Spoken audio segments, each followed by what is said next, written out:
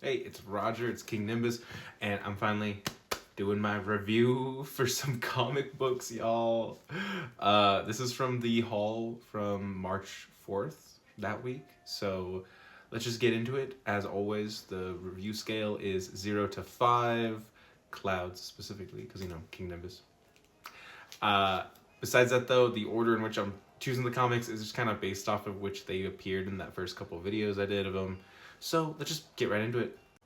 Oh, and in case I forgot, I got my reviews up on my computer screen up behind me. They're off of my account from League Comic Geeks, so yeah. First up, I got Batman number 7. I got the cool variant with Batgirl here. Batman number 7, I gave 4.5 clouds out of 5, and this was amazing. I was super curious if this villain was going to appear in a similar fashion as the others in the series, and I was horribly surprised. Pleasantly surprised by how he appeared.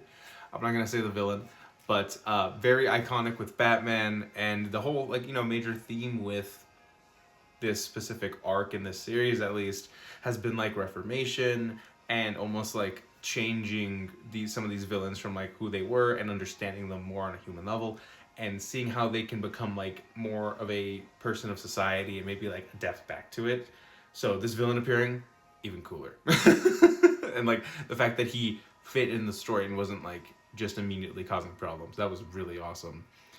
While I listened to my Batman playlist, and the two songs were too perfect. For specifically Cemetery Gates by Pantera and Red Sex by specifically Red Sex Restrung by Vessel and Rocky Singh. Everything about this issue was super cool. The classic idea was flipped to the extreme, along with an interesting lead into the next part. I'm horribly hyped for the new issue. I just got it. It's a foil, so yeah. So 4.5 out of 5, y'all. Next up, we got DCKO number 5. It's over.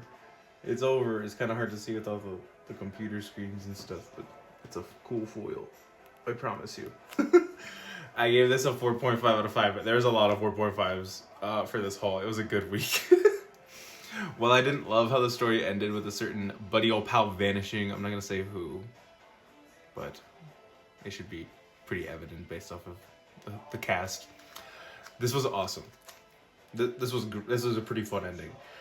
It offered an out-of-the-box solution which still followed in theme with some of the major ideas behind like this miniseries, especially with like the whole game mechanic, the whole framing device with the whole board game that was in the very first issue. It coupled very well with how they decided to end the series, or this mini-series, I should say.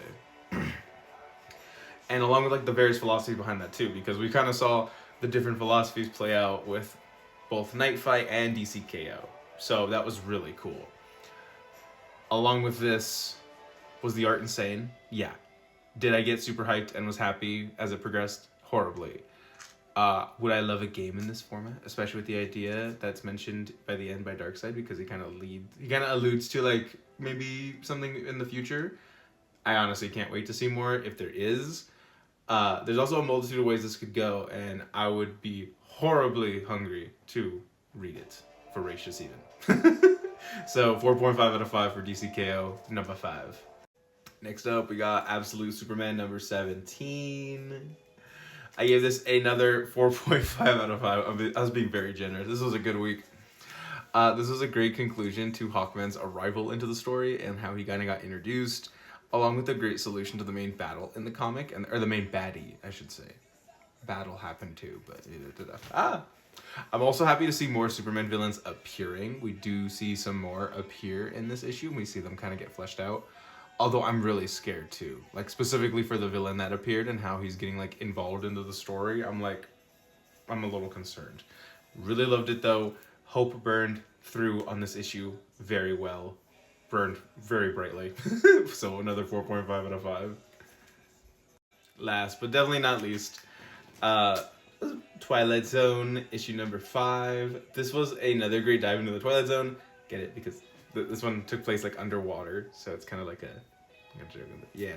I do think there was some details of this that kind of were missing to make it a little bit better. It didn't feel like rushed. Maybe I was reading a bit fast, but it didn't feel like there was as much of a background to this for me to kind of like delve and sink my teeth into. However, overall, it was another great Twilight Zone adventure, especially with the colorful cast and consistent surprises with the main antagonist, like the environmental feature that it was. I felt like it kind of played off of like similar story beats that we've seen before, but it kind of implemented its nice little twist with like the main cast, I felt, and also how they came across the main issue. It was kind of presented in a different way, especially with like the time frame.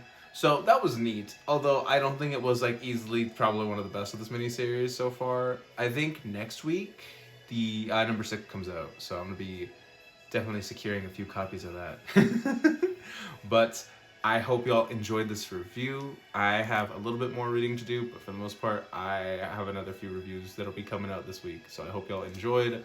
I hope y'all go get some comics of your own if you haven't, or at least are enjoying my little reviews of them. And I hope y'all did something that makes you smile. If you didn't, do something that does tonight. Have a good time, y'all. Bye.